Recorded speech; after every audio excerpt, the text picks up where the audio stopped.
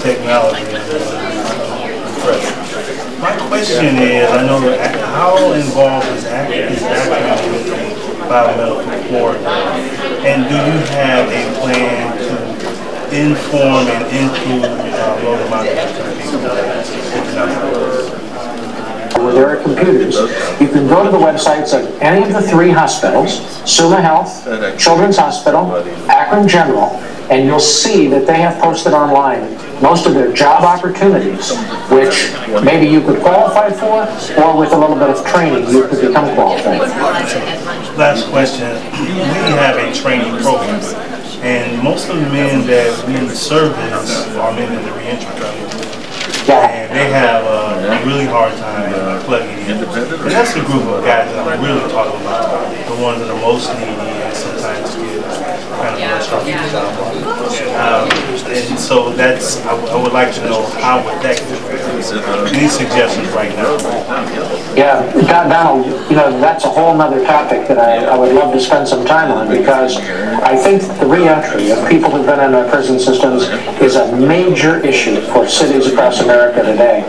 When we go to meetings in Washington for the U.S. Conference of Mayors, and I'll be there in 2 weeks, there will be a special session just devoted to that topic. Because, as you know from the experience of working with men who've been in prison and women, that reentry process is very, very tough. First of all, people are reluctant to give them jobs because they have a record. Secondly, without a job, they are more likely to re-enter the life of crime that they were trying to escape from. Without the basic necessities of life, they're tempted to find illegal means to obtain the basics of life, whether it's food, clothing, or shelter. And so we have to do better as a local community of funding criminal reentry programs from prison. We've had some experience in it. Reverend Bob Denton and his father before him created the Furnace Street Mission, where they created some of the first reentry programs. And I know that we're helping to fund others through a community development block grant. This is a huge problem. And so it's not a direct reason for developing the biomedical corridor and the Bioinnovation Institute, but the first offshoot of it will be clinical services for people of low to moderate income households. The second offshoot will be that we're going to start creating jobs that people in low to moderate income households will be able to obtain with some education.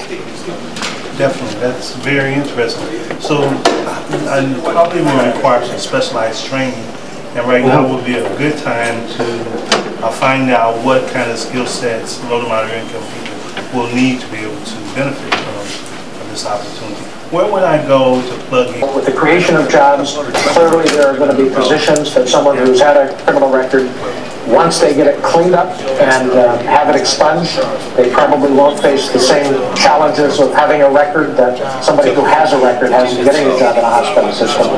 But hopefully it will create jobs throughout the community. There'll be a multiplier effect, so that the companies that supply medical products to in-home medical services that need truck drivers, that need delivery people, jobs that people can do even if they've had a criminal record and possibly are trying to not improve their lives. But if you're involved in that, Donald, I want to congratulate you and thank you, because that's a very important program in our community.